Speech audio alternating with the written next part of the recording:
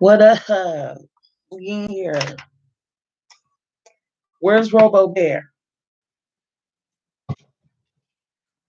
We can't get this popping without Robo Bear. I need Robo Bear to come in the room first. You late.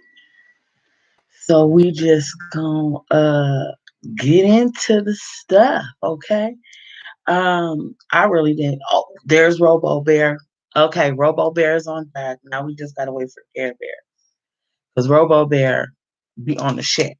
Okay. So I already posted this on the gram. I don't know if I could go live yet on there. Well, shit. I'm charging kind of. Uh, but I didn't want to be this dressed up, but I couldn't help it.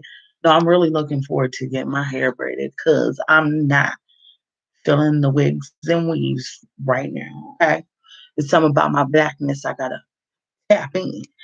But yeah, come on in, hit that like. I mean, Robo Bear, you always pulling up. Why don't you never hit the like though? You hella disrespectful on here. Y'all go show Robo Bear some love when you step in. Okay. I think I'm gonna go live on the gram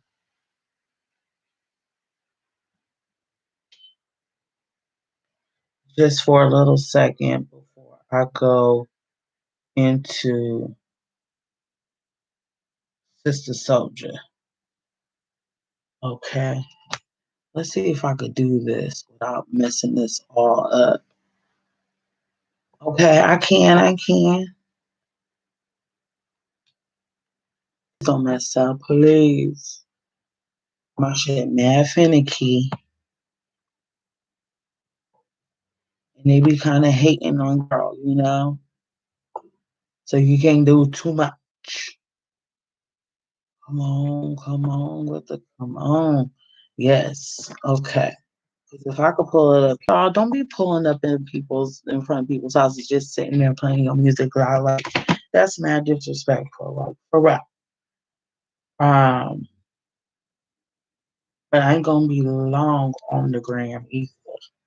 You need to come your ass to you too. Who playing? Not me. Okay. Because I be straight trying to go live anyway.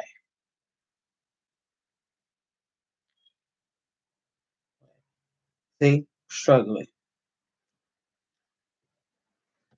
Maybe I don't go live often enough for it to not be, cracking like that. Ooh. All right, y'all. We're going to get it started here in a second.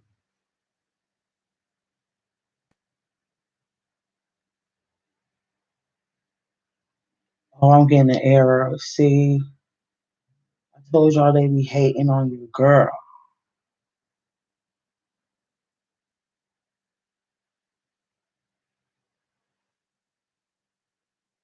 Hold on. I got the ill, hella dangerous Wi-Fi. My Wi-Fi is stupid dangerous. That's okay. You might be hating over here, but I'm good over here. Let's try that. Just give me a minute. You know, it take like 10 minutes. It gives me time in real time to to uh,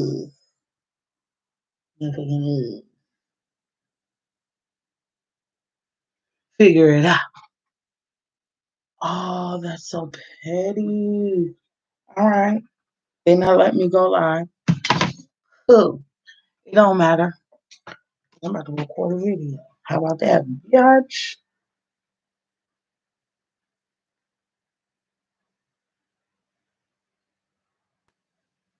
We about to make a video.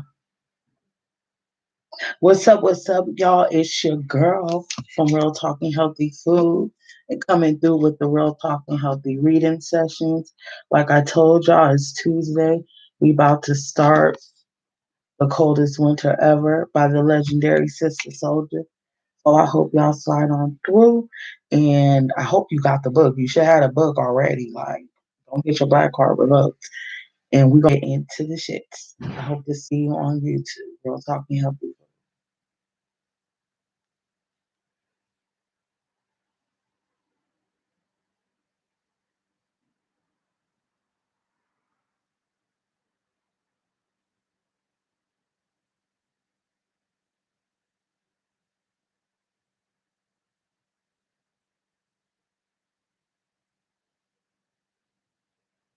What's up, y'all? It's your girl. Coming through, coming through with the real talk about the freedom. Like I told y'all, I just start the coldest ever by the legendary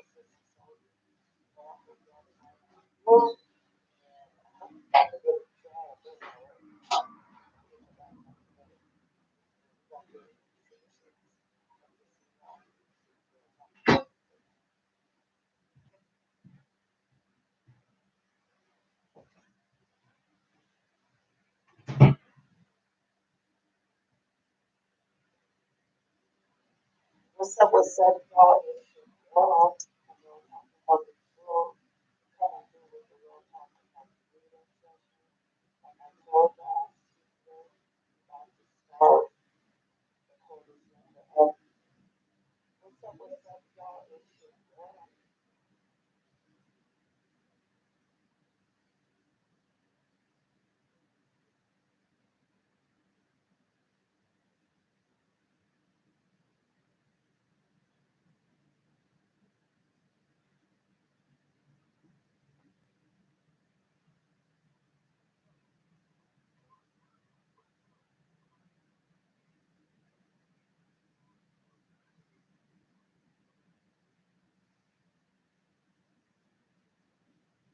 Girl, I got.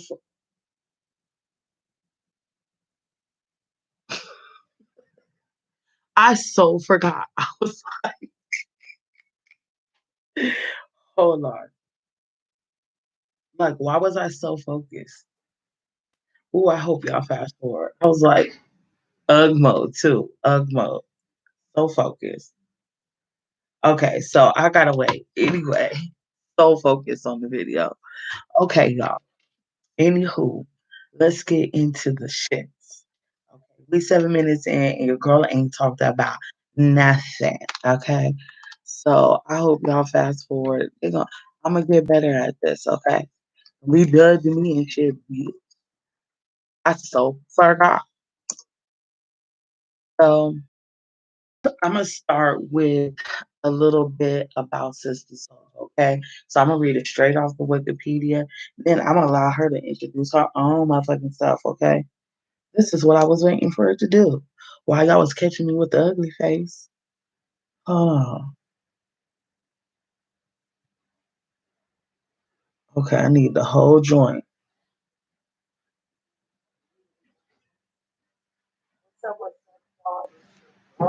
Okay.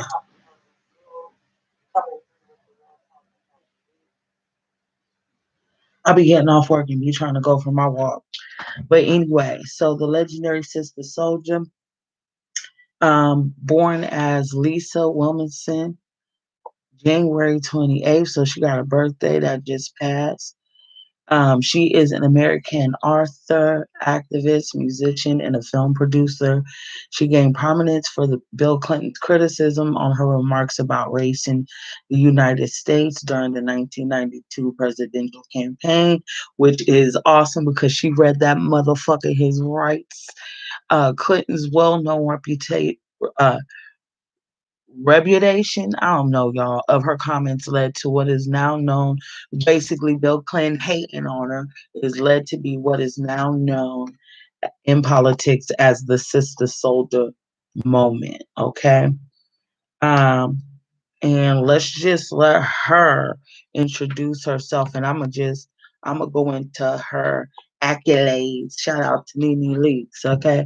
Education, Cornell University Advanced Studies Program, Rutgers University BA, American History and African Studies. So I think you got a BA in that.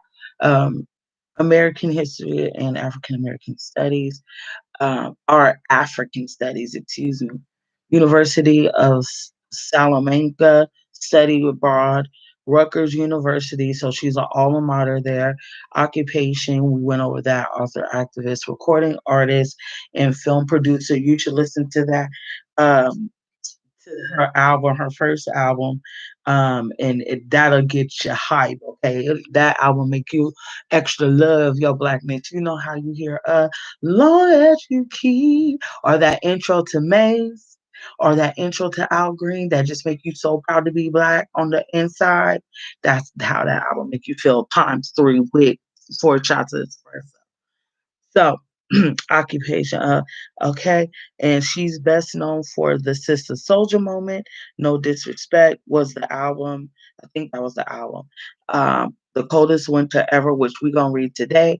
Midnight, A Gangsta Love Story, which I read because girl, I love Midnight. He make you want to change your life, girl. Okay. And Sister Soldier is married. She got one baby. She got a website, sistersoldier.com.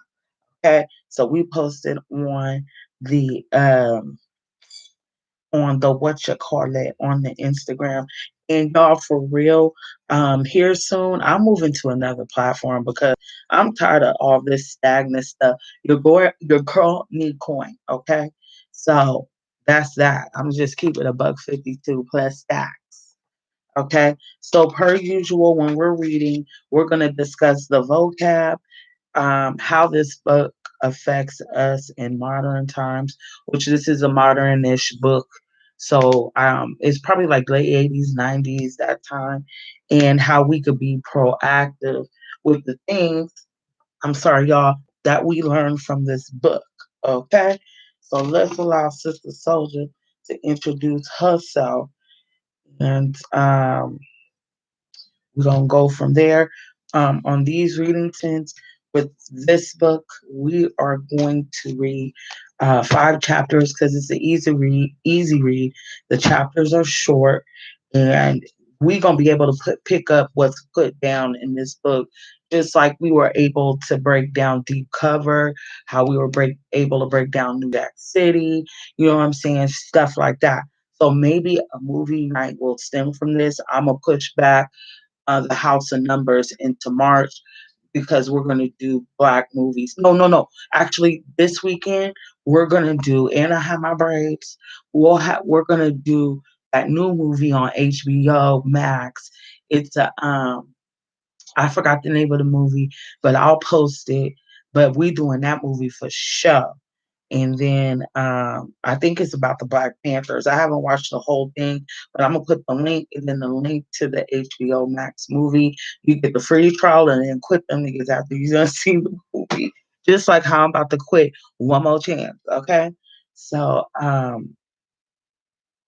boom, let allow her to reintroduce herself.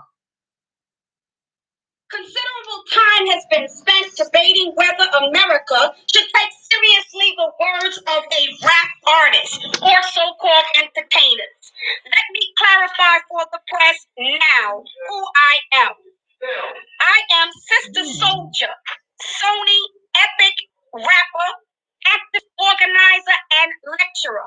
I was born in the Bronx in New York City, spent the earlier part of my life there, was raised by my mother with 4 children, was on and off the welfare system for approximately 15 years, lived in government subsidized housing called the projects, and was classified by sociologists as being in the underclass, meaning living below the poverty line in a vicious cycle of poverty that America says cannot be broken. I supplemented my own education in the white American school system by reading African history, which was intentionally left out of the curriculum of American students. By doing so, I was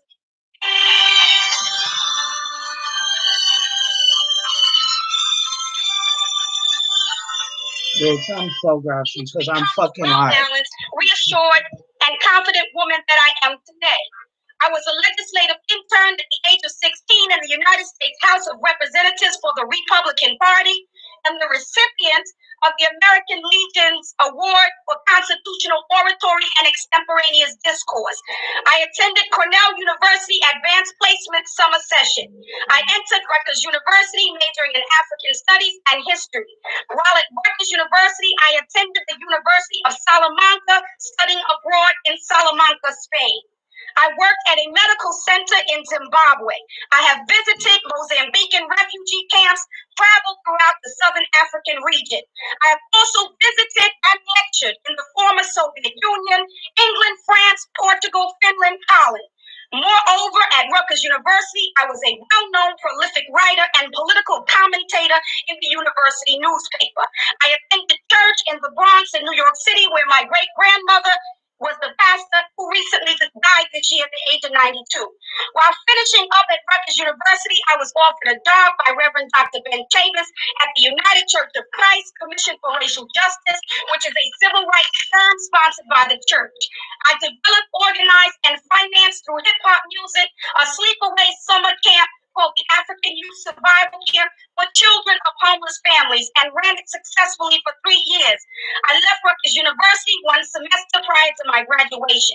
I have spoken on the same platform with Jesse Jackson, Minister Louis Farrakhan, Reverend Ben Chavis, Reverend Dr. Calvin Butts, and Nelson Mandela. As you can see, I am no newcomer to the world of politics and movement. I am mentally, spiritually, physically, emotionally, intellectually, and academically developed and acutely aware of the condition of African people throughout the entire world. My album, 360 Degrees of Power, is an amalgamation of all of my thoughts, personal and professional experiences here in America. My album was produced by Eric Sadler, one of the producers who created the music for Public Enemy, Ice Cube, and others.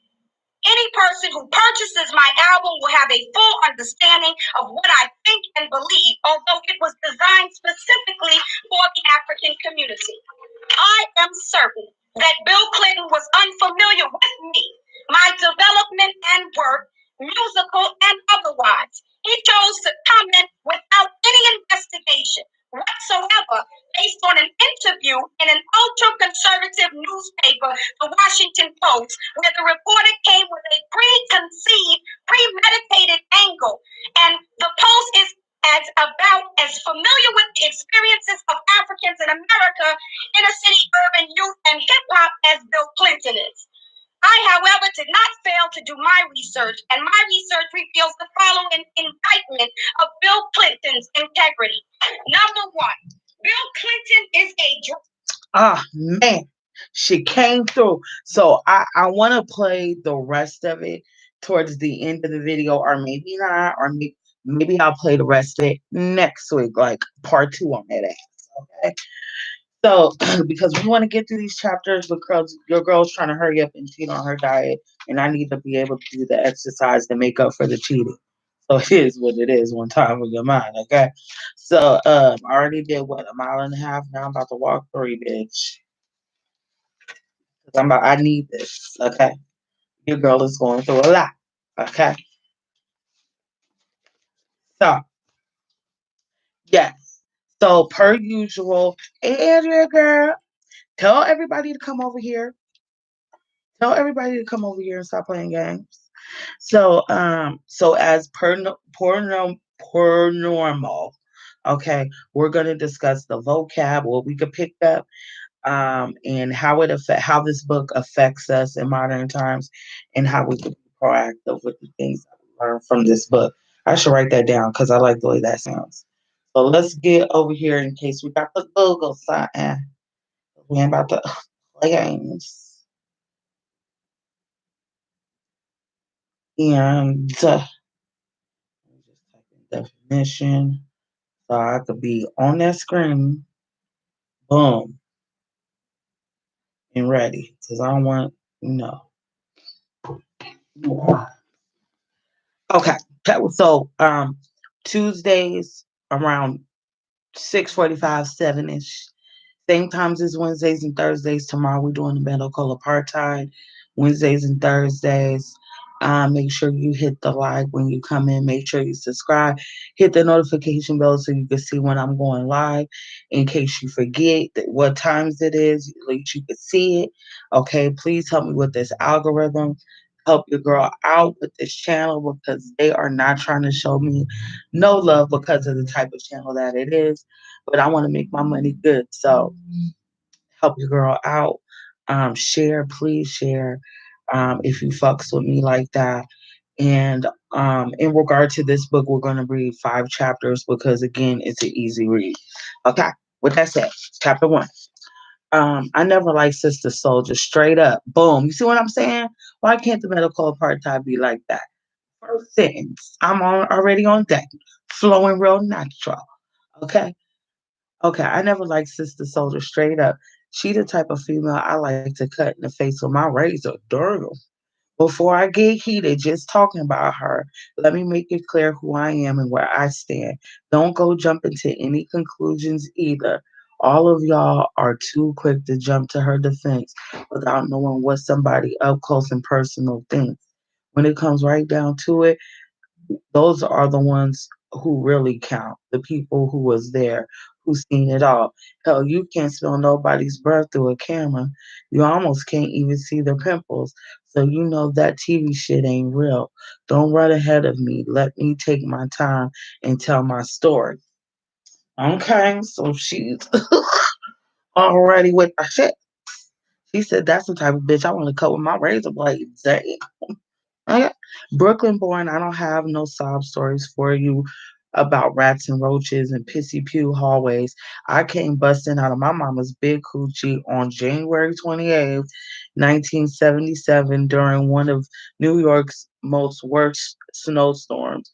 So my mama girl that he had a limo waiting to pick up my mom's from the hospital.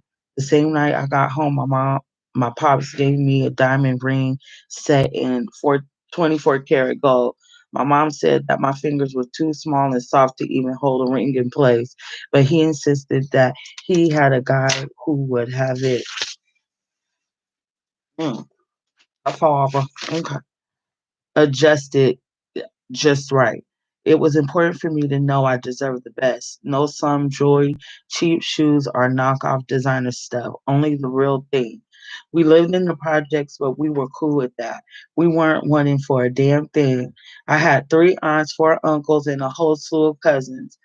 As far as we were concerned, it was live for all of us to be chilling in the same building or at least the next building over.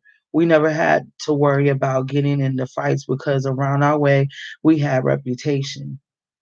Plus, it was plain and simple common sense. If you put your hands on anybody in the family, you will get jumped by the next oldest person in our family, and so on and so on. Sooner or later, we didn't even have to say a word. Everybody understood that our family had the neighborhood locked down. It wasn't worth the trouble. Oh, so we see what kind of family she is from. They gangsters. Our apartment in the projects was dim. We have, you see how easy this is?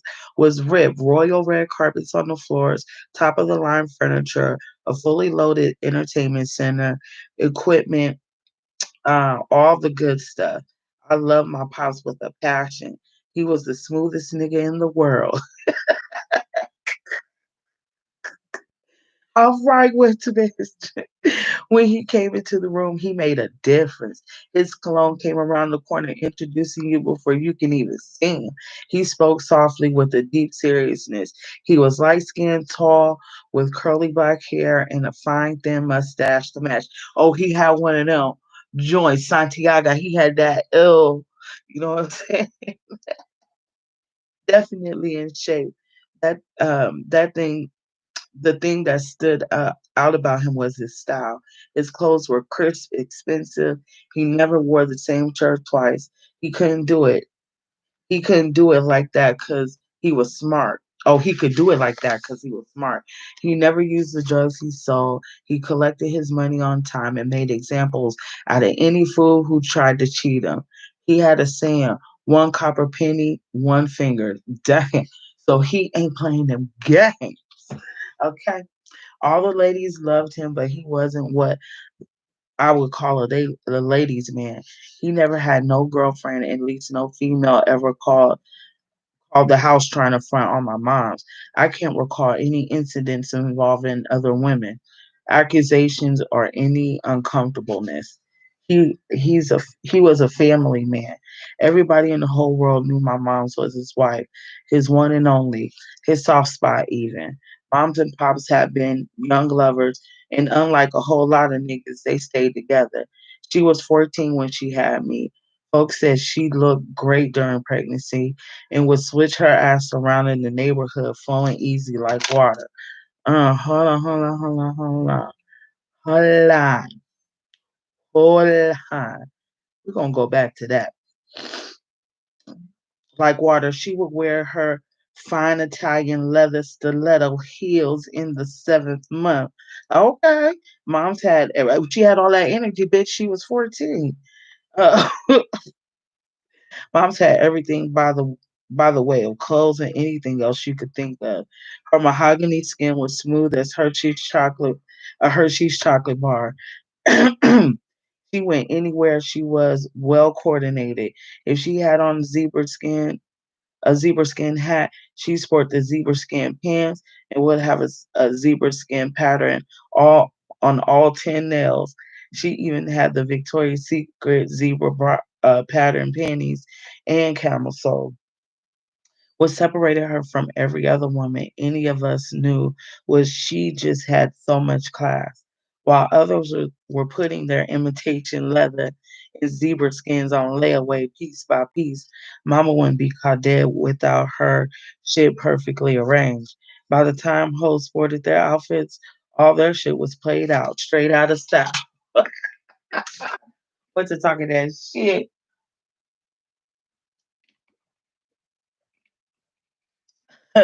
She love her parents, don't she though? Hell no. Went to talking that shit already. Oh my God. When it came to shopping, Mama had no mercy, and that's the way Santiago liked it. His woman was supposed to be the showstopper. Mama didn't work because beauty, she said, was a full time occupation that left no room for anything else. Oh no, that's all right. See, should I stop? She sat at her vanity table for 3 hours, making sure she positioned each long lash on just right. She argued with anyone who said she wasn't born with those lashes that framed her big, wide brown eyes that were gorgeous with or without falsity. She made it clear to me that beautiful women are supposed to be taken care of. She would whisper in my ear, I'm just a bad bitch. Okay, I can relate to that a little bit because my mom is kind of like that, but not that bad. But my mom was kind of like that. But my mama wouldn't be like, "I'm a bad bitch." You would just see it on her. Okay. Now, a bad bitch is a woman who handles her business without making it seem like business. Only dumb girls let love get them delirious to the point where they let things that really count go undone. For example, you see a good looking nigga walking down the avenue, you get excited, you get wet just thinking about him. You step to him, size him up, and you think looks good. You slide your eyes down his zipper, check for the print. Inside, you scream, yes, it's all there, bitch. But then you realize he's not wearing a watch, ain't carrying no keys, no jewels.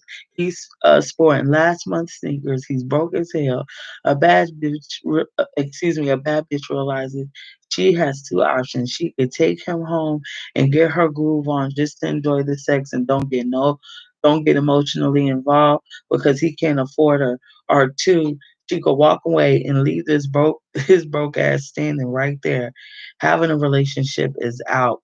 Getting emotionally involved is out. Taking him seriously is out. If a bad bitch is extra slick, she could keep this guy on the side for the good sex. Mm-mm. He then becomes a commercial to the money man who is the main program. The money man is the guy who knows how to provide, knows how to bring home the goodness and bless his woman with everything she wants. Now, the money man might not be ringing my bell sexually, but if he has ends, if his pockets are heavy, a bad bitch will moan like this nigga is the original.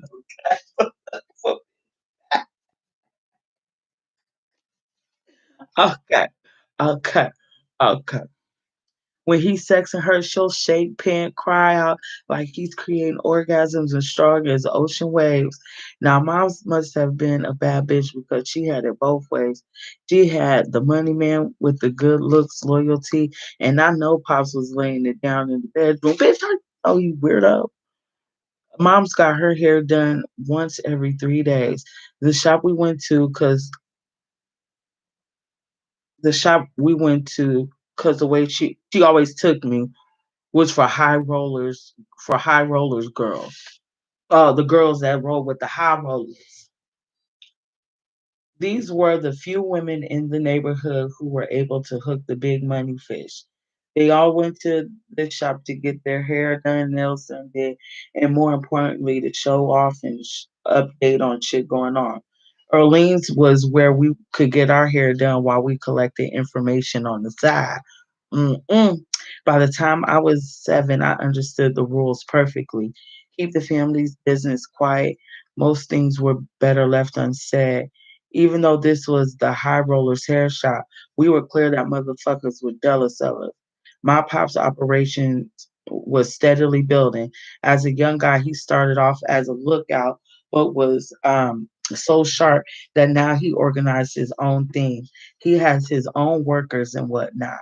People knew he was headed to be the next Big Willie by his style. He was respected for his product, which was never watered down, always a fair cut for your money. So me and my moms would catch those jealous glances, but we knew those shit. We would throw those shits right back. Our attitude towards other females was, "Hey, your man works for my pops. Now bow down to the family who puts food on the table for you and yours." Damn. Okay.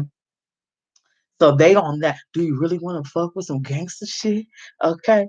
Santiago was the number one businessman in our area by the time I was 13, running things. Although he taught me never to sweat the small stuff, it seemed like every move he made, he thought about carefully.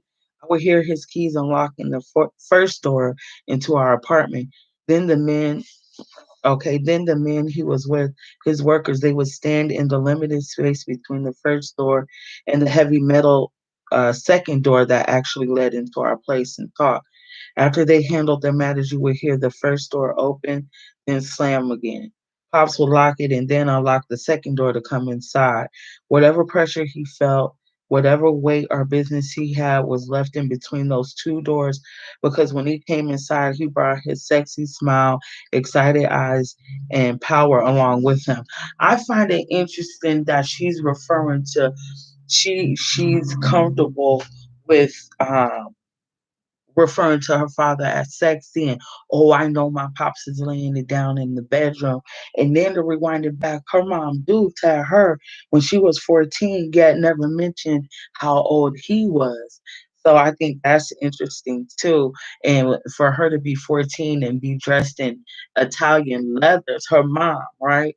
In the Italian leathers. So they was living an extra super fast lifestyle. So we still don't know what time it is because that could be really any era.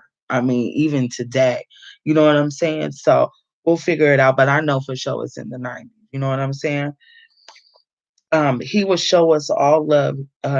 He would have whatever any of us had asked for in his pocket, no matter how small the request, down to a Snickers bar.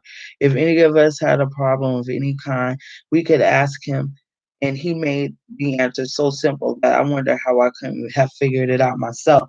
Oh, and that's another thing too, how he could just take off and then turn into somebody else. You know what I'm saying? Like as a chick that went through it, you know, you could see that switch. But then it is so shocking how a person that you think you know could really be somebody else when they're out somewhere else. You know what I'm saying? Well, anyway, if something was on my mind, he'd go in the back to a private room. He had Woody the carpenter build and pull out his chessboard. Funny thing was, he wouldn't play with anybody, just against himself.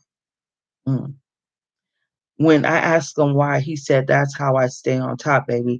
I look at life from every position. I play from every side. You got to know what each man on the board is thinking down to the littlest motherfucker like a pawn. But if you ain't playing against somebody, then how you gonna know other moves?" I don't know. Now, Daddy would explain that other players are quick to sacrifice or ignore the pawn, but he was too smart for that. The pawns are my soldiers, he would say. If I surround myself with strong soldiers, give them all a stake in the game, then they keep the hood strong and tight. He would look into my eyes as if to ask, do I understand? I didn't want him to know that I dig him so much that I listened to him for as long as he wanted to talk. I didn't give a fuck about a game of chess. He would break down how around our way there were always some young kids trying to spread their wings and test his operation. He said they mostly stupid though, because no smart guy is gonna try and kick in the door to the big man unless he got an extra tight, professional, strong, and ruthless crew. But every now and then some dumb young ass kid who has seen too many Scarface type movies will try to overtake and what can only kill him. He loses. Santiago said, knocking the Black King over on the chessboard. He loses because he never understood the game. The up and coming dealers on the block was Santiago's number two problem. I was his number one. He loved me like crazy, but was getting nervous about the way men, young and old, was checking for me. Mm. I bet being the drug dealer's daughter. Amazing how in 1 year, from age 12 to 13, my titties sprouted. I even had so I even had the ass to match. I don't know who was more excited, the men or me. A fast ass. I was walking. You know what though? I didn't understand my body. I always had. I didn't have titties, but I had them. But I had a big ass, and I couldn't understand why I was being chased all the time because I was raised by a man and a big brother and a little brother, and I was around men a lot of times in my life, and I didn't understand it until later on. I still didn't understand, but anywho, um, mm-mm. I don't know who was more excited, the men or me. I was walking around poking my stuff out in any direction that looked good to me. And anybody who stared my way for more than a few seconds was in clear danger of catching a critical beat down. Damn, critical.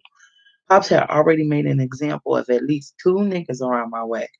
Santiago sliced this one dude from his left ear to his right. We damn, we call that kind of cut a hospital run, but this guy never got to go to the hospital. Santiago let his blood gush out until Doc got to our apartment. Now the doc ain't really no doc. He just had some medical training in the army. Santiago calls him when he didn't need the police or hospital button around in his business. Well, when Doc got finished with this dude cut, it just bubbled up all the way across his face. Everybody in the neighborhood started calling him Bubbles for the ugly scar. Oh my God. Bubbles' crime was looking at me with lust in his eyes while he was supposed to be installing a safe in our apartment. Now, Bubbles was a walking billboard that no one is allowed to fuck with Santiago's daughter. After that, we got the second metal door installed in our apartment, and none of Daddy's workers were allowed past that door again. Damn. Okay. Now, mom thought Santiago's ways was overboard. She told him she was going to get me some birth control pills and let me go because when a woman wants to get fucked, she gets fucked. She gets fucked whether it's in a car or in a closet. Suggestion like this just got Santiago more crazy. He made it clear to moms Winter is not a woman yet. None of these little lives are going to make a trick out of my flesh and blood. Pops would pull me to the side, grab my shoulders with his strong hands in a firm grip, stare into my eyes and tell me slowly, only a hardworking man, a sharp thinker who doesn't hesitate to do what he gotta do to to get you what you need to have deserves you. Mm. He repeated that lesson often. I would think to myself, only Pop fits that description. Now I love Papa, but I hated the way he cock blocked. Oh my gosh, he's hilarious.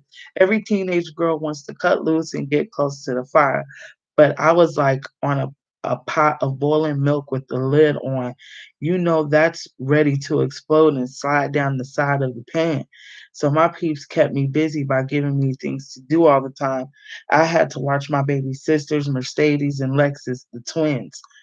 Hell no, her mama ghetto. I'm gonna name them Mercedes and Lexus. They was a real pain in the ass at 8 months old. Then I had to look out for my other little sister, Portia, who was 4. She wasn't half bad since she didn't do all the shit. She didn't shit all over all the time. Sometimes the three of them kids together got on my nerves so bad they almost made me want to go to school. Bitch, what? So she wasn't going to school or nothing. But my policy was to go to school just enough so the authorities wouldn't kick me out. If I had a new outfit to show off or some new jewels, I knew I'd get sweated for fine. But if I wasn't gonna report to school every day like it was some type of job when they weren't even paying me for it, school was like a hustle. Girl, what? What the fuck is her mama doing? Where she thinking like that? Ain't nobody checking on homework. Ain't nobody like, do she know how to read, bitch? Teachers wanted me to come to school so they could get paid to control me. Then they should have made her get some kind of job or something. Because you ain't just about to be doing nothing. What do I get out of the deal? Enough said. I just wasn't having it. Ooh, what you think about Miss Winter, bitch? 13 years old talking about makes me want to go to school. Bitch, I'm gonna need you to sit your little grown ass there. I'm getting a little dry. Oh, 13-year-old talking about make me want to go to school. Bitch, you supposed to be. Uh, as busy as they kept me, there was Midnight. I guess he got the name because Midnight was about the only thing blacker than him. He was one of my father's workers. He was real serious, like my father. He always looked like he was thinking deep thoughts and had a lot on his mind. Girl, you don't know. You don't know. Um, He always looked like he was thinking deep thoughts, like he had a lot on his mind. And he did, y'all. I'm saying, I figured maybe he had a plan to take over the world. I like that because he would need to own the world to win me. He never smiled. He didn't joke around like other niggas in our age group. He did his pickups and deliveries like clockwork. My father once referenced to him as a strong young lieutenant. Santiago liked him because he said he never tried to test the flesh. He knew Santiago was the boss and he was comfortable and cool with that. Midnight was never tempted to scam, pay late, or run games like some other guys did when they first started out. I like Midnight for other reasons too. In the summertime, he wore white when he played basketball. His mother or whoever washed his clothes must have been more handy than them happy homemakers on the TV commercials because his shit was crisp. But what really got me was that black skin. It was smooth and perfect. It lay on top of his bone structure tight like saran wrap. His arms were cut. I could tell he lifted weights, but he wasn't all big and swollen like those little dick assholes in the magazines. He was tall yet medium sized and perfect. His muscles were defined, his veins stuck out, emphasizing his strength. That is my perfect guy right there. Okay. His neck was slim and strong. He would come to the park on only on Sundays. I know because I was clocking him like that. He would be wearing a new sweatsuit every time. He held his money in a gold money clip. He would take the money clip with the money neatly stacked out of his sweatpants pocket. He'd take off his pants, stripping down to the basketball shorts he had on underneath. His powerful legs were as cut as his upper body, for this gave him mad respect. I can't tell you how many guys I've seen with strong upper bodies and legs like a chicken. He would put that money clip on the inside of his basketball shorts and play ball.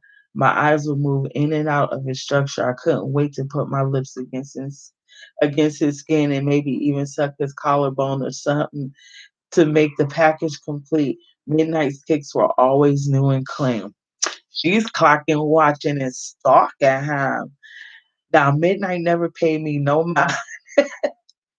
I wasn't worried about that though, because one thing I learned from my mother is a bad bitch gets what she wants if she works her shit right. Pops also taught me something useful about patience. He said sometimes a victory is sweeter when it takes a long time to carry out the plan, and you catch the person completely off guard. When I was up against the fact that midnight worked for my pops, so even if he had ever considered me, he probably ruled me out. He was 5 years older than me, so he might have also considered me jailbait. The worst thing about it was that I couldn't tell either way. You know, you know how they say a person's face is a dead giveaway? Well, Midnight was the opposite. His face seemed serious all the time. His reactions just didn't show up. Even when they even when he plays ball, he didn't talk trash like the other niggas. He didn't even react when they tried to let's find out. Mess the table. No, that can't be it. Mess with him. There we go. He just seemed focused on the basket, made his move, scored his jumpers, and didn't even smile. Oh, when he won, smile when he won. At first, to get his attention, I did the regular thing like rocking my skirts extra mini, shortening my already short shorts, sporting halter tops and cute little metallic bras. And as I got even as I got sexier, he went from looking at me to almost never to never looking at me.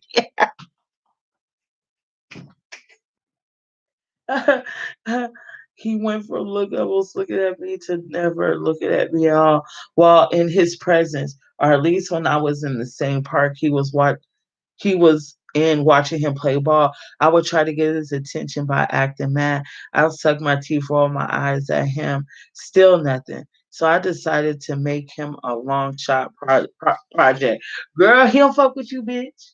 He's like, look at this stop bop. Nope. Plus this nigga crazy, and you over here acting like the thought bop gonna get me killed, looking all fucked up, looking like bubbles. Meanwhile, I have my own fun stuff going on. I would let niggas take me to the movies, or should I say, I went to the movies with my girlfriends and met my niggas there, not wanting to ruffle Santiago's feathers by bringing a worthless nigga home. Sometimes he would just chill at my girl Natalie's apartment. Her mom's was never home, so we had a free run of the place. Getting my first sugar daddy was no problem. His name was Sterling. I met him in Lower Manhattan at a grocery market when I ran in to get some chapstick on a fickle autumn morning. I guess my style just overwhelmed him because instead of reaching into the cash register and giving me my damn change, his eyes were sliding in between my breasts like he wished he could be one of my gold chains. This girl. I recognized him immediately as a sucker, somebody I could take for all he had. All his thoughts showed on his face. It was clear that I had his full attention as I gave him a blast of ghetto attitude. I put my hands on my hips, saying, my money or your life. Girl, not over the chapstick chains. Stop. He looked startled, stopped stating, staring and counting out my change. I laughed. Do you need your receipt? He asked with his enthusiastic, corny ass trying to prolong the conversation. Oh, so she bagging a cornball. Instead, if that's all you have to offer, I said with a serious look sprinkled with sexiness. Girl, you flirting with a cashier, bitch. You really think that? Oh my God, I didn't see that before. Um, He gave me my money and cleared his throat, turned from the register with his cheap white dress shirt and $2 tie, and followed me as I walked toward the door. I guess he had it like that. He could walk away from the register because he was the store manager. So what's your name? He asked, looking like he thought he could actually make some progress with me. Winter, I said, rolling my eyes. You live around here? Brooklyn, baby, no doubt. Brooklyn in the house. Brooklyn, Brooklyn. Head ass. The rest is history. He got paid every 2 weeks, and so did I. Yeah. Okay. Let me stop. Let me start supporting her bad ways. He worked at the store and I worked on him. Girl, she is too young. How old is she right now? I had him buying me shit he couldn't afford. We ate at places he never knew existed. What little money he took home and pay, I took my 25% like I was his freaking agent or something. It worked out smooth. Him living in Manhattan out of Santiago's eyesight. Besides the little piece of cash he provided meant a new outfit, an extra gold bangle to my collection, whatever. Like my mom said, you can never have too much. Santiago shook up. Santiago shook up what was supposed to be my sweet 16 with shocking news. We we were all around the table. My chocolate Baskin Robbins ice cream cake was bombarded with small nuts and 16 carefully placed Marciano cherries. Daddy handed me a long sun box, the kind I like because it almost means jewelry.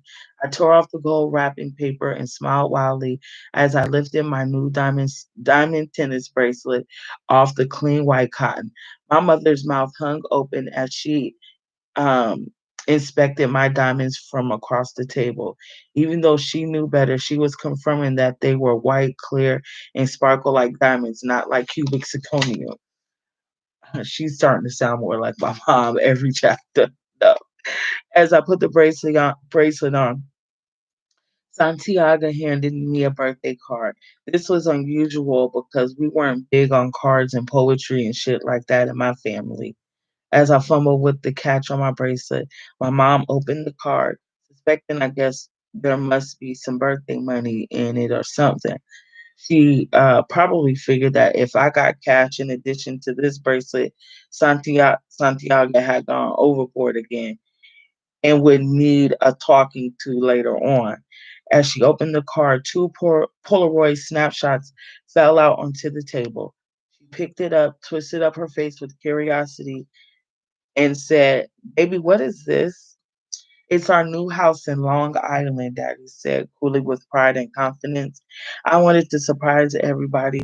I figured today was any good as any. We're moving. First class, baby. Only the best. Top shelf for the ladies in my life." I was feeling crazy. The gold candles on my cake melted away, and so did my dreams under the pressure of the flickering fire. All I knew was the projects. It was where my friends, family, and all my great adventures were. I knew these streets. I knew these streets like I knew the curves of my own body. I was like a princess of these alleyways, back staircases and whatnot. What was the point of moving? Santiago always said you gotta live where business is to avoid a hostile takeover. He said that man he said that a man got to carry a powerful presence in his neighborhood so the small timers didn't start itching to take over. Excuse me, start into start itching with takeover fever. Now it was all like now it was like we was cutting out. So I did something that I normally wouldn't do. I questioned Santiago. Why? What's the point? Why are we about to do something that you said we would never do? Santiago simply said, "Baby girl, things is on a new level. It was cool to rest my head here in the past, but my business is bigger and better than ever. I can't let them get too familiar with the routine. I gotta switch it up, keep them guessing." Me and Mama and Portia were all seated, stiff and silent. The babies didn't know what the fuck was going on. Surprise swirled around, strangling us. He continued, "Everyone can't handle my success. Eventually, some fool would snap out of order and try to bring it to me by hurt one of my girls." His long finger pointing at us. His eyes locked into each one of ours individually. He was making good sense, but I was well vexed. I figured, yeah, sounds good and all, but I'm not down with the idea of running from a fight. So project it ass up. It was just straight up not Santiago style. This girl got a hard time hearing. Santiago picked up the expression quickly and said, "Now you know I don't run from no war. I'll take on anybody who wants to bring it to me. But what I'm not having is anybody fucking with my ladies. If they want war, then let it be man to man and only the men." I know that's right. It seemed like Santiago knew something he wasn't telling us. He was dead serious, and I knew that his statements were coming from somewhere. This place, he added, holding up the picture, his finger pointing out the mansion. This is a safe place. Man, wait till you see it. Shit, it's uh, it's laid out so nice. It's like heaven. Hold on, y'all. I need a snack pack. I'm getting dry. Hold on, y'all. Hold on. What y'all thinking? What you think about fast fast? When that bitch is too hot to try. Okay. Uh uh She too hot to try. She what, 14, about to be 16? Oh, fast, fast. I got these, y'all. Salt and pepper. Girl, she hot, hot. What is she doing? And where her mama be at when she don't know she well, same place my people is. She at. Mm-mm. Her ass is hot, hot. Let's see something.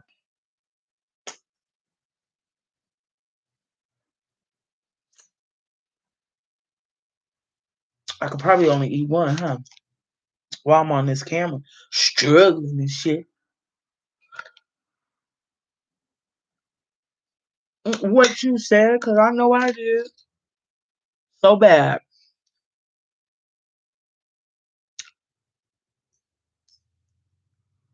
I didn't talk about my dad like that too. My dad was in the military too. Uh-huh. My dad never smiled. We'd be shocked and kind of scared. My dad smiled. We gotta be at somebody's house on vacation or something. Or it got to be really funny. But my dad, they were scared of my dad. Cause my dad whoop ass.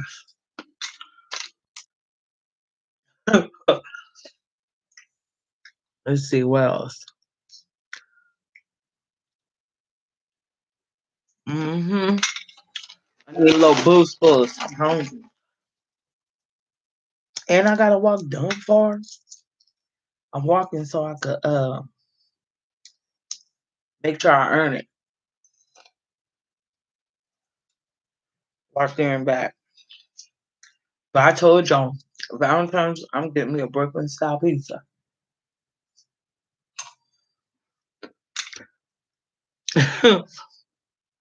Good shit, my lucky you. My dad beat the brakes off of us. Oh, girl, lucky y'all. But I did have a lot of awesome daddy daughter moments that um I cherish to this day. I miss him a lot. And days that gonna go by, that I don't think about my dad. But I'm lucky I got a stepdad too. So yeah, he's been taking care of my mom since I was 7, even though my dad was raising us.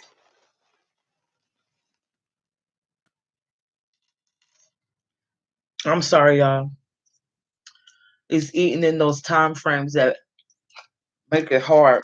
And I'm reading and stuff. I was supposed to eat an hour and something minutes ago.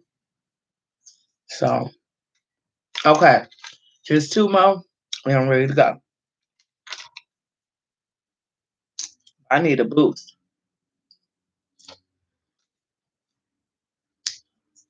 Plus the salt and pepper one,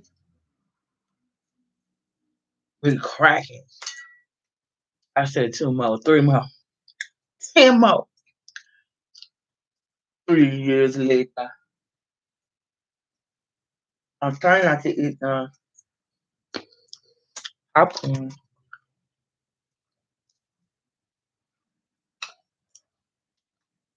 Shout out to the daddy's girls in the room. 12 more. That whole little part I put down more. Hella lied about how many I was gonna eat more. That many more. Needed healthy snack to get me through. Hold on, that don't count. That don't count. That one didn't even open. Okay. Okay, I had to get two because that one messed up. So it didn't count. Okay, okay. Oh, you gonna come out some pistachios? Ooh, they the lowest calorie one, shit. Okay. Okay. Okay. That's how that was it. Okay, I'm back. That brought me back. Okay. The rules for our move out of Brooklyn were clear and non-negotiable. Don't talk about it. We knew no matter how silent we were, there would still be chatter. My mother's brothers and sisters and their husbands and boyfriends, who all work for Papa, would definitely have something to say. That didn't matter, Santiago said. I'll take care of everything. Just don't add to it. In my last few days, everything was moving like in a slow motion film. Shit, hold on. Shit that stank more. Anything sweet seemed even sweeter. I spent all my extra time with my girls. We were mad tight, many of us born and raised in the same spot. Take me and Natalie, for instance. We did everything together. We even got our cherries busted together and lied to each other about how good the first time felt when the truth was those good dicks ripped our tight little 12-year-old tunnels apart. That's deep. That's deep. That's deep. We're going to go back to that. We fought over those we fought over whose date was finer, even though Jamal and Jacob were twins. But I knew Jamal was cuter because he had a fine black mole on his right cheek, and that shit, it was sexy. Natalie said Jamal was the one who made my titties grow. We used to say stupid shit back in the day. Because after me and him started getting down, I went from flat chested to all eyes on me when my girl Tashi had beef with these chicks from around the corner. Me, Nat, Zakiya, or Zakia, should I say Zakiya though? Zakia, Simone, Monique, Reese, and all of us took off our jewels, greased up our faces, braided down our hair, and had our razors under our tongues ready to go to war. Before blows would be thrown. Dang, hold on, it's missing something. Could be thrown, outrageous spitted out the big doofy girl from the other crew who was supposed to scare us, shouted, Yo, that's Santiago's daughter. Y'all, you crazy. I ain't fucking with her. Then the chicks we were supposed to be fighting started fighting each other because some of them wanted to fight and some of them didn't. So we started running toward them. We charged those bitches and they flew. We ran till they got tired and cracked up laughing at how stupid they were. I know one thing, they never fucked with Tashi again. We blew trees together, then got so hungry we ate 4 family-sized bag of nacho cheese Doritos and watched our girl Asia, the only chubby one in our crew, throw up from the bellyache. Hell, we went from patent leather shoes at 5-year-old birthday parties to matching tomboy outfits at brawls to fighting over whose titties were bigger. Dante, who was older than us, taught us all the sexual positions. If she's the oldest, then who's fucking this little girl? Okay. Okay, we're gonna get into some real talk on this part, okay? She let us watch while she got down with the boys when her mother was at work. She liked the idea of being our teacher. She even taught us how to suck dick. We had our first beef patties and cocoa bread, bun and cheese, and ginger beer together because our girl Carmen was from Jamaica and used to take us to the spots where the dreads chilled out. She taught us how to dance like the Jamaican wonders by moving our bodies slow and sexy like caterpillars. Slow and sexy like caterpillars. But none of us took fashion tips from her because her gear was out of this world. There wasn't nothing that we hadn't been through, including going to the funeral for Nick, whose mother pushed her off the roof after she found out her man had been fucking her daughter. Was gonna miss the BK, the music, the vibe, the hot dogs, and mostly the streets. It didn't matter what no one said. Brooklyn is the shit. Number one in my heart. No one was supposed to know we were leaving, but on our last day there, Natalie, who had a way of finding out all the dirt on anybody, said to me out of the blue, "I'm trying to get our mother long distance turned back on so I can make long distance calls." When we parted, she said, "Stay real, don't switch up on us, bitch." We left it in the evening. The whole thing was casual, like we were going out to dinner or something like that. We didn't take nothing with us because Santiago said we didn't need it. Moving on up. They don't move to the burbs, y'all. You she said I was born with mine back be hurting like bitch. What you know what? I didn't get no kitties till I was 22. I didn't get no bills up. I had like teeny ones. They were always small, but they didn't start getting bigger till I started getting grown. Then when I hit 30, they just, I don't know, they just took over. I don't know when, how, I didn't sign up for it. I'm trying to figure out where my ass went. But I still got ass. But it ain't as huge as it used to be. It used to be ginormous. I got pictures and shit. Like, where did you go? But okay, first, we got to rewind one time, y'all. So I could hella relate to this. Um, growing up around the way, being fast as a motherfucker, rolling with your girls. I think just being grown now and hearing it out loud, it's like, where your mama at? You know what I'm saying? The fuck is y'all doing? You little young motherfuckers, but hearing it being real, you know, um, we was a little bit worse than that. I mean, we was just like that if you add gang violence, you know, um, choosing gangs, doing crazy shit, beating bitches up, um, on some gang influence type shit. So damn, that's deep. Like thinking about how, especially that one girl, Nick, who mama killed her because she was fucking her daughter. That remind me of Precious. Y'all remember that movie Precious? And that part with Mariah Carey, and she let her boyfriend molest her since she was 3. Talking about some who gonna love me then. And she was mad jealous of her daughter, even as a little girl. That's ill, right? And that shit is fucking real. And we don't talk about that shit. We don't talk about that shit. Mamas do be jealous of their daughters. They do. Especially if the mama, what I noticed, if the mom Dukes didn't have no dad. If the mom Dukes didn't have no dad, it's extra ill. That's what I see. And if the mama's mom was crazy too, because it's that generational curse. But hell, I experienced it, and that's just keeping it above 50. Um, but damn, that's ill. How growing up in certain environments. I mean,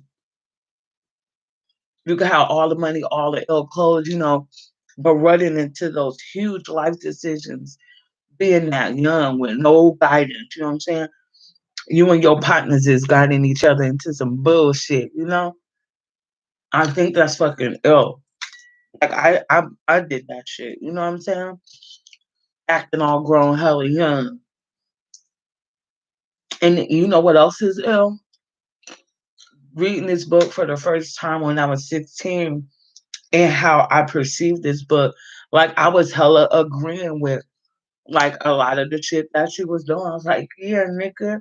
You know what I'm saying? I was like, yeah, nigga, you know what I'm saying? Except we was like on some gangster shit. You know what I'm saying? We was a little bit harsher than her crew. Me and my little crew, we was some dangerous shit starting little bitches. Well, anyway, let's keep it moving. We're on chapter 2. I needed enough boost. Oohs and ahs were the only sounds anybody could hear as my three little sisters were completely won over by the drive through the fancy big money Long Island neighborhoods. As my dad's Lexus zoomed up the winding tree lined driveway, the clean snow dropped onto the car windows, adding to their amazement. Oh, plus, driving through a ballin' ass neighborhood in a ballin' ass car is really nice. Um, the way I figured it, they were too young. They were young, so they were quick to betray Brooklyn. The huge doors to our new home looked more expensive than our entire old apartment. The warmth in the house invited us in, yet and still Santiago lit the fireplace, more like a museum. There was enough space in this joint to fit seven or so families. It was so wide we could even park our cars in the doors if we wanted. The floors were made of white marble. The huge three foot by 3 foot squares. The hell with tiles and linoleum. Mama sprawled out on top of the white mink rug that Papa had laid out in front of the fireplace. The way she sunk into that fur and the way her eyes were were twice their normal size made me know we were here to stay. The icing for Mama is when Santiago said, "It's all for you to decorate any way that you want." Yes, would have been like, "Let's get married." For an entire month, we went through catalogs and magazines, order ship, and received deliveries that Santiago arranged.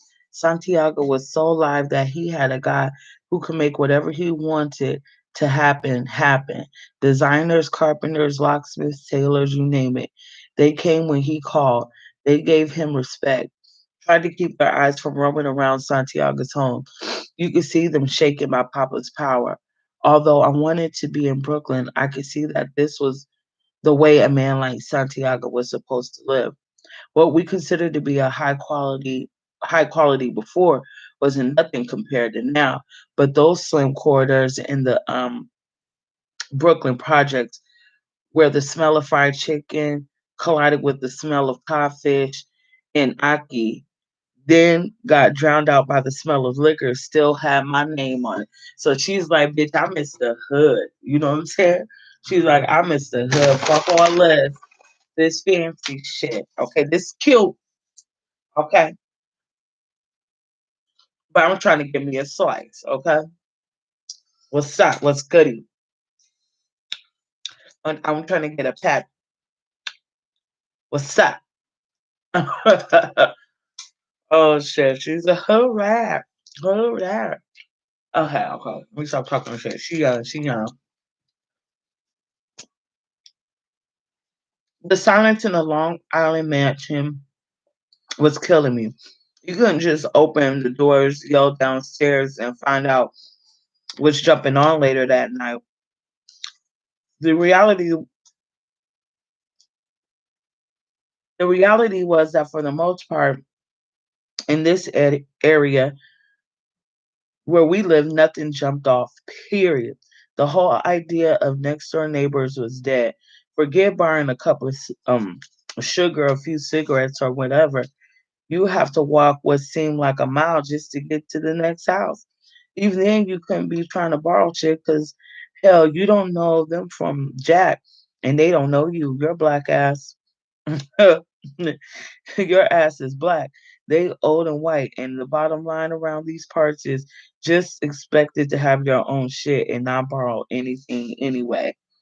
Now, I don't know, I don't want to lie to you. There were some blacks in the neighborhood, but they asses was so uptight. I figured I asked them a question. They want me to pay for the answer. Oh my god. Oh shit, it's getting late. We gotta cut it down to 3. Yeah, yeah, we gotta cut it down. We gotta cut it down because it's getting late. And I'm about to be playing with y'all. So let's see. Hold on. This is about to be over. Let's do it like this. We could keep it a buck 52.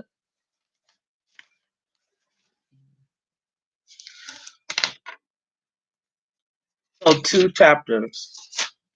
We'll just do 2 chapters. Hell, there's more than medical apartheid. So we'll do 2 chapters. So we just switch it up official. 2 chapters. I'm gonna change it in the title.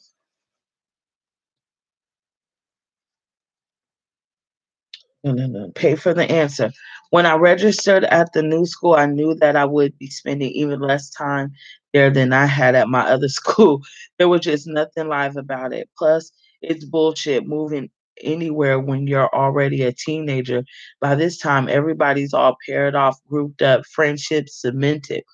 You'll look like an ass trying to make up with somebody's clique when you don't even know nobody in the whole circle. So I decided why fake it when it's not even worth it? Now every girl needs company. Trying to figure out how to meet a young nigga out here was like a fucking brain teaser. It wasn't like people was walking outside on the streets like in Brooklyn. Here I could put on a Chanel suit, stand on the corner, and meet nothing but the wind, and maybe even get a ticket for loitering. I had my driver's license, but it didn't matter. We had one car, the Lexus, and it was Santiago's. He promised mom she was next in line to get her car. I was sure that after her car came mine, but who knew how long that was going to take? Santiago had to hook everything up just right, so not to bring too much attention on himself too with too many big purchases. After a while, me and moms were going stir crazy, but we were the only ones disappointed. My little sister's room was so big it was like separate apartments.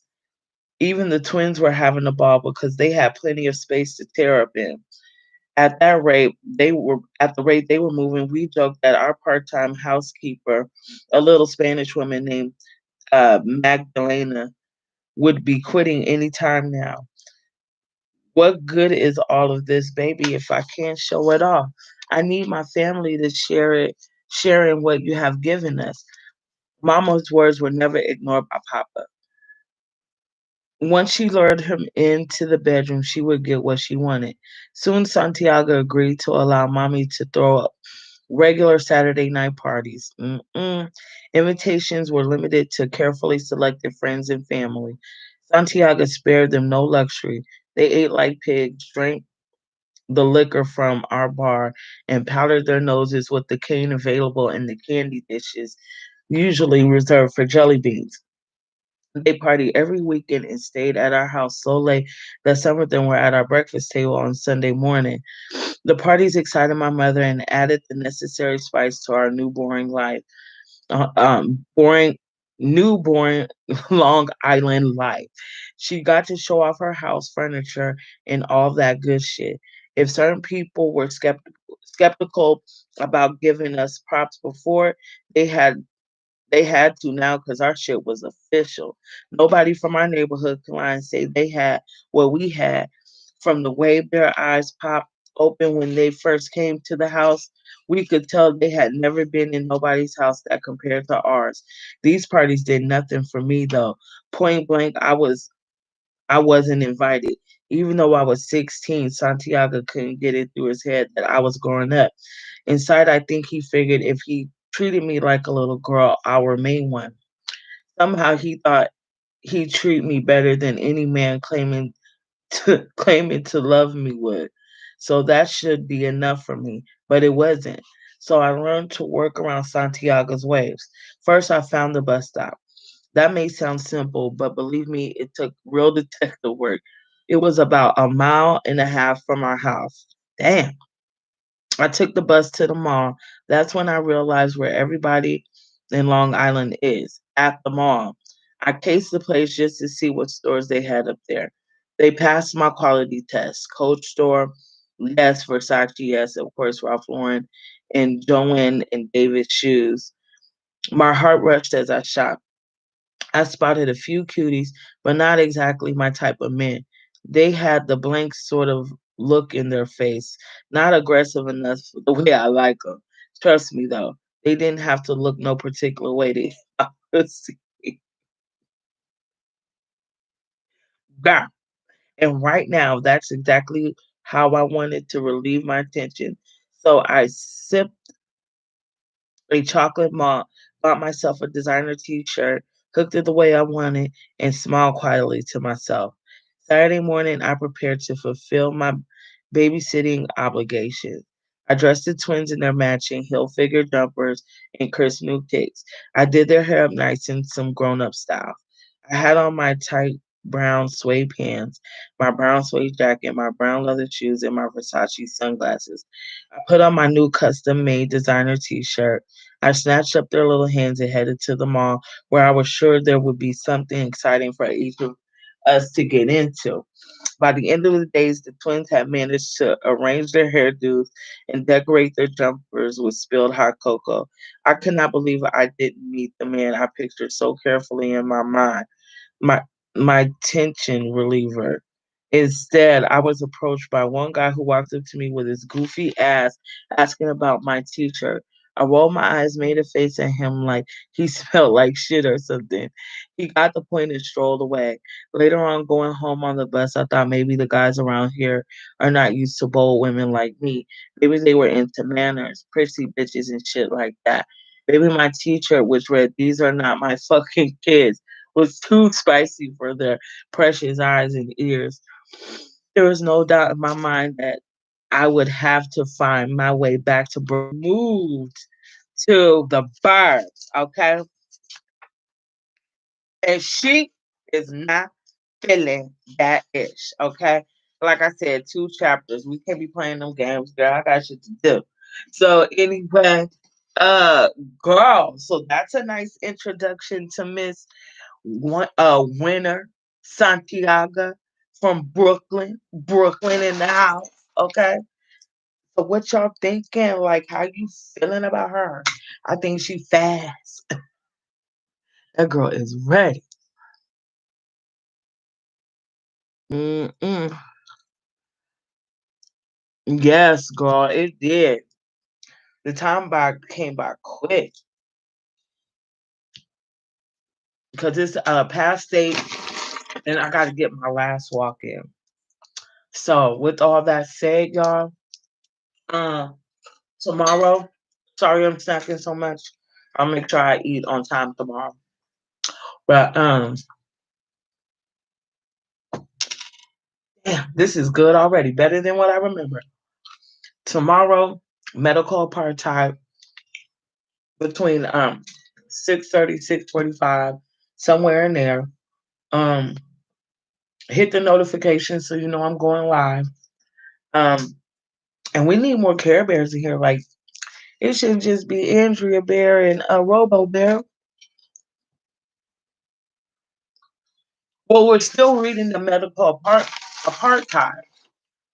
So that's gonna take a little minute to read. That's why we're doing a chapter each on we basically doing 2 chapters a week.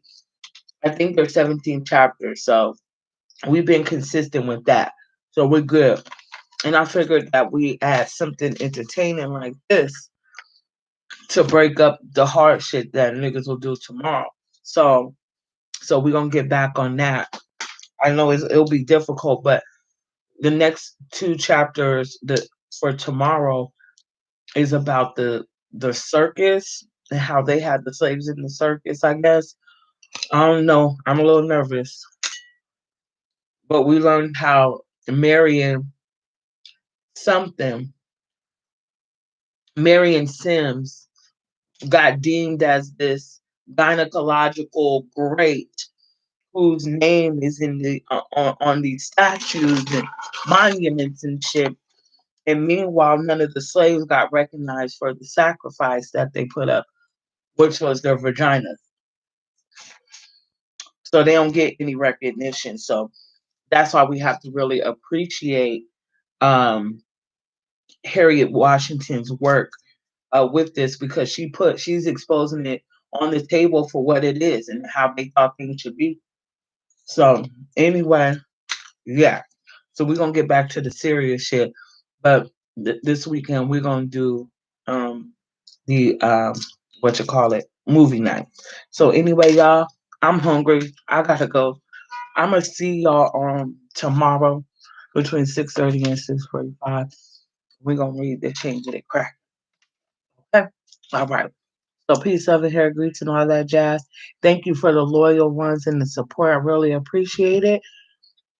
Share if you care, share if you dare, especially if you're a motherfucking Care Bear, okay? So peace, love, hair grease, and all that jazz. I'll see you tomorrow. Peace. I hope y'all have fun.